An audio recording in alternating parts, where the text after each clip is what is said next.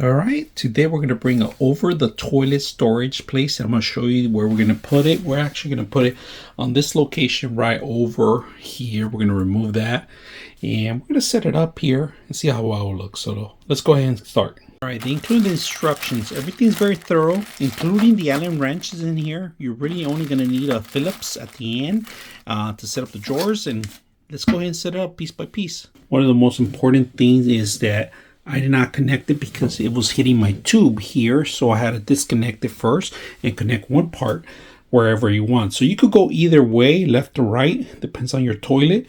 So today we're just going to put the poles by themselves first. You guys see this? And then we're going to attach the rest of it. So let's go ahead and finish it out. All right, here it is, guys. It's finished already.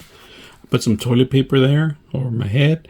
The hardest part was probably putting that pole there and connecting this part right here. It took me about 45 minutes to put together. I did it by myself.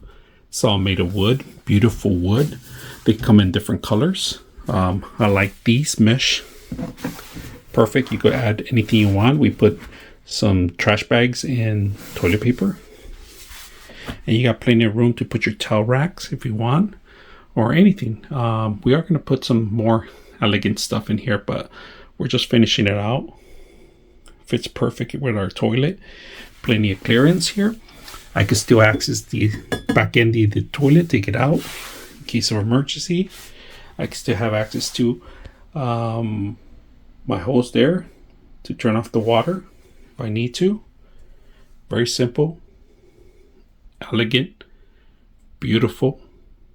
I hope you guys enjoy the video.